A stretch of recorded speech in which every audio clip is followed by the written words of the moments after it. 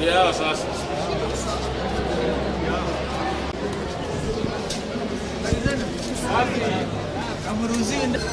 I'm happy to congratulate the teachers.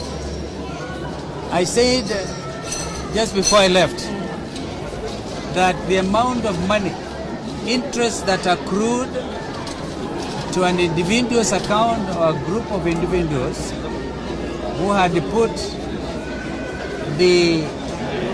all the proceeds under the sovereign bond in an offshore account, rather than putting it in terms of Article 206 of the Constitution, rather than putting it in the consolidated fund, this money went to an individual's account. Interest accruing out of the $2 billion, interest alone, should be enough to pay the teachers of this country, I'm quite sure, the salary for August and high salary for August and September, even perhaps up to the end of the year. So, congratulations Walimu, Bwana Sosion and the chairman and KNUT. I think teachers have fought a worthy battle.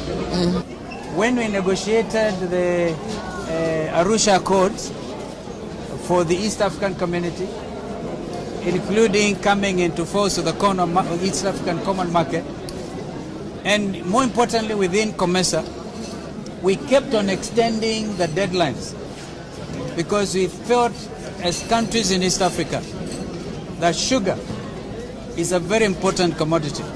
We have whole regions of Western Province, counties of Busia, Kakamega, Bungoma, South Nyanza, in what was formerly Nyanza Province, and even Chemele sugar, all those areas, including the coastal region, whose economies depend on the sugar industry.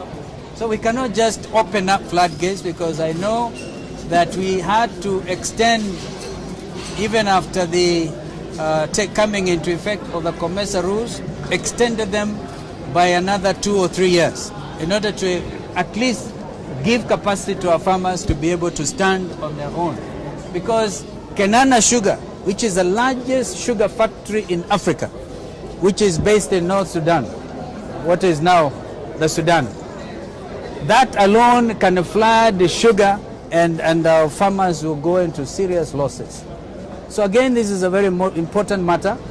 We intend to go to Western Kenya this weekend and continue to talk to people so that they can understand. We mean well. We mean well. We stand for East African cooperation, but national interest is always paramount. Let us not complicate the problem of poverty by making our people even poorer when we deny them their livelihood. Kennedy, I have never wanted to be a tribal leader. My eyes are focused on leading Kenya. Okay. So I don't want to offer anybody competition at that level.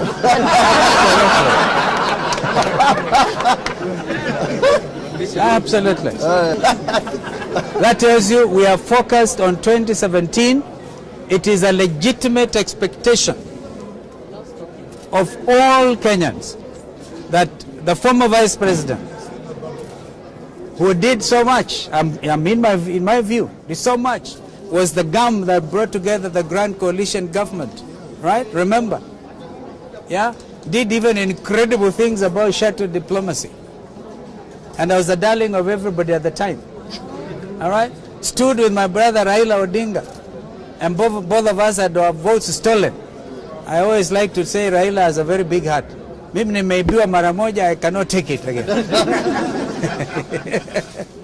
All right? So we have fixed, our eyes are set on 2017, without a doubt. And now it's time to that community is very strong. Of course, everybody has a place they call home. It just happens that that is home to me. Just see what happens. Have no doubt. You can cheat some of the people, some of the time, but not all the people, cheating them all together at the same time. It's impossible.